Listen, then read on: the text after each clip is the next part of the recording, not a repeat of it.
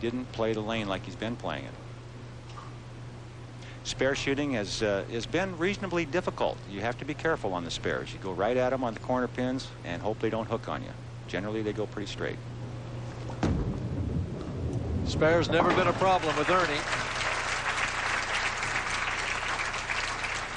50 years of age, 25 years a pro. Turning one pro for 25 years. 5 national titles, 7 regional titles.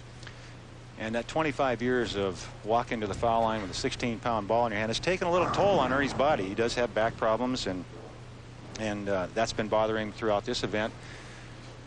He's had a lot of pain. Last night in the position round, he was suffering quite a bit with his back, and right now he's just trying to overcome that and concentrate on making good shots. He always gives the appearance of being so nervous when he's on television like this. He is nervous. He's got to get the ball over the foul line. Like that. That one kind of sailed on him. He knows what he has to do, Mike. He knows his game very well. Ernie works hard on his game. Matter of fact, I've worked with Ernie back up in our area, because Ernie and I live very close to each other, his wife and my wife being very good friends. But Ernie's key to his game is to keep his head steady and get the ball over the foul line. Ernie tends to rear up at the foul line because his feet get fast and squirt the ball off his hand rather than stay with the shot. There's Catherine. There's Catherine, and you can see Kathy's never learned to overcome that nervousness. That's the hardest thing to do, is to watch. Much harder than actually competing. It's kind of a contest to see which one is the most intense between those two. All right, now you're right. If Ernie would have chopped that spare, in his mind he'd have gone back to Dan Roche getting that lucky spare. See, that's how Ernie thinks. I know him so well. Now it's up to Dan. Dan has to feel pretty fortunate. He got the lucky spare. Ernie didn't get another strike on him. He's right back in the match.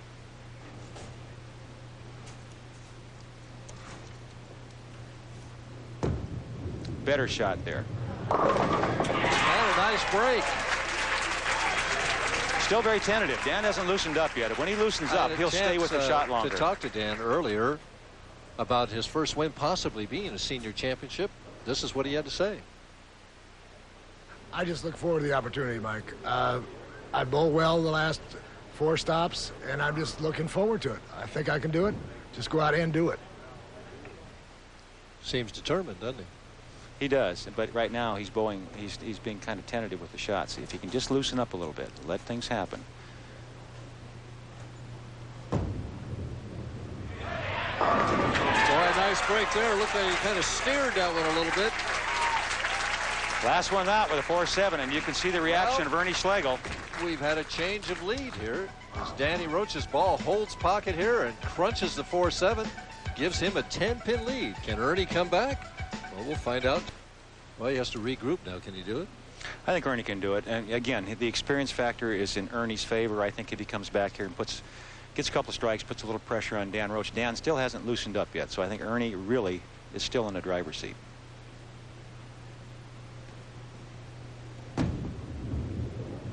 Not anymore. Boy, the 4-6-7. Hit the beak. Hit the beak. Full penalty right there. Full penalty. That's it. Yeah, and but it's not over. The match is not over. As long as Dan Roche, stays tentative, he could get something bad happening there too. Ernie not out of this match. If he thinks he is, then it will be over. But Ernie has to regroup right now and get aggressive. Well, you were talking in the break that he's still thinking back to that lucky spare that Dan Roche got. How do you put negative thoughts like that out of your mind? Is it training, discipline? Well, some people let something like that bother them, and it reflects in their game, where other people become more aggressive and actually make better shots because of that. And I think a winner gets more determined and gets more aggressive. That's what Ernie has to do right now. He's not out of this match. We still got several frames to go.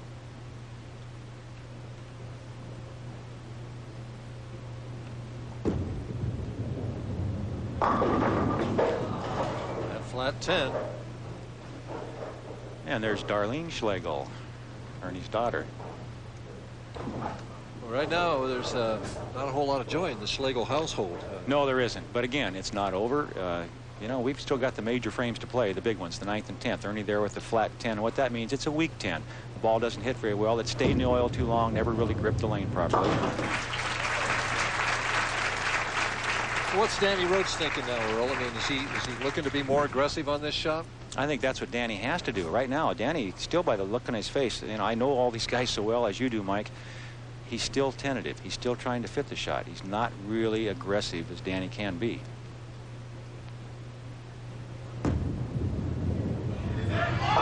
Like that. And there's the big break of the match. That and the spare are the killers, and you can see Ernie's reaction.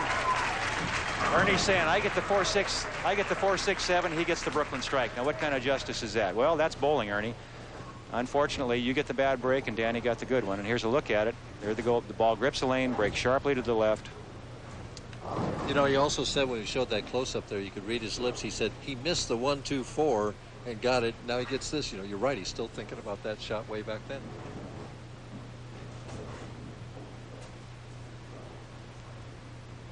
But it's still not over. Danny still has to mark out to win this match. Anything can happen. And now the 4-7-10. He tripped another one. Well, Schlegel throws the towel down and gets up. The ball is 9th and 10th frames, and he's acting like a defeated bowler. Well, right now he is, because Danny doesn't even need to mark now to win the match. And Ernie's going to tell everybody I left a lot of 10 pins, didn't get the breaks I should have got. Danny got everything. Well, he did get a lot of good breaks, Dan Roche, but Ernie got the point there where he really was fitting some shots, and the experience factor was on his side. He didn't make the good shots at the right times. That's the way the bowling game goes. Might have been a different story if Dan had missed that 1-2-4. Exactly. Ernie would have been pumped up, and he probably would have gone out and throw a couple of strikes, and the match would have been over. Instead, it went the other way. There's always a turning point, and that was it. The 1-2-4. Ernie picks it up and strikes. He'll finish with 190.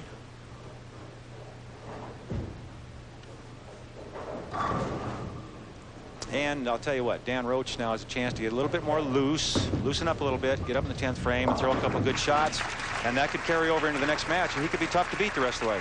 Well, he's going to face a very nervous bowler in the next match. Another rookie to the telecast, a rookie to the senior tour, Bobby Holmes.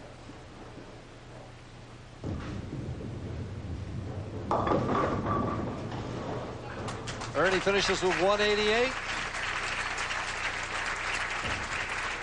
And not too happy about it right now, Earl. Well, I can understand that. We've all been there. Anybody that bowls a lot of games and does it for a living, you're going to have some good days and bad days. This was obviously Dan Roche is having a good day. Ernie Schlegel had a bad one. Dan's still struggling on that right lane. I think he tried to make an adjustment there, try to figure something out for the next match. It didn't work because obviously he doesn't need to mark in the 10th, but he tried something different and got the ball reaction that he didn't expect. The 3-9-10. The idea is to fit it between the 3 and the 10 and let the ball take out the 9. Well, he'd like to make this, if nothing more, to get one more practice shot on this right lane. Exactly. I agree, Mike. That's the ideal thing. Trouble. There's the out of bounds. He hit that oil, and it stayed right there. Well, in our opening match, Danny Roche is going to be the victory.